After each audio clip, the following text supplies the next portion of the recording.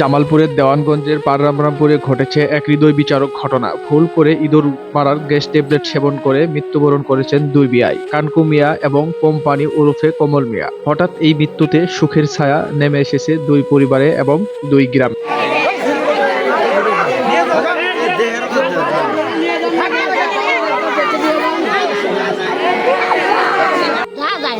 সাতই ডিসেম্বর রবিবার দুপুরে ব্যক্তিগত কাজে কমল মিয়া বিআই কানকু মিয়ার বাড়িতে যান। সাথে ছিল ক্ষেতের ইঁদুর দমনের জন্য আনা গ্যাস ট্যাবলেট। দুপুরে গ্যাস্ট্রিকের ব্যথা অনুভব করলে ভুলবশতে এই ট্যাবলেটকে ওষুধ ভেবে দুজনেই সেবন করেন। ট্যাবলেট সেবনের কিছুক্ষণের মধ্যেই বুকে জ্বালা ও বমি শুরু হয়। ওই অবস্থায় দ্রুত অবনতি হলে দুজনকেই নেওয়া হয় দেওয়ানগঞ্জ উপজেলা স্বাস্থ্য কমপ্লেক্সে। সেখানকার চিকিৎসকরা জানান দুজনের অবস্থায় ছিল আশঙ্কাজনক। চিকিৎসকরা দ্রুত ময়মনসিংহ মেডিকেল কলেজ হাসপাতালে পাঠানোর পরামর্শ দেন। পথে কানকু মিয়া মৃত্যুবরণ করেন। পরে রাত 11টার দিকে মারা যান তার বিআই কমল মিয়া। হঠাৎ দুজনের মৃত্যুতে বাকরুদ্ধ হয়ে পড়েছে তাদের পরিবার, স্ত্রী, সন্তানদের কান্নায় ভেঙে পড়েছে পুরো এলাকা। গ্রামবাসীরা বলেছেন একটু অসাবধানতার কারণে দুটি পরিবার অন্ধকারে ডুবে গেল।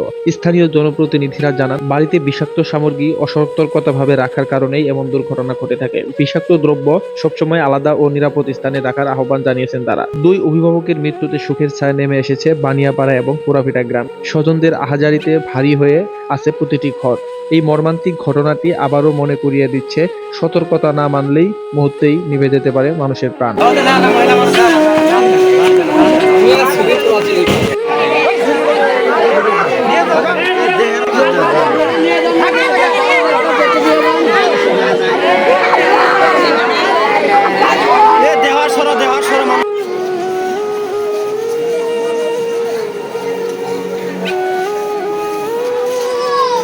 যায় না ভাইসে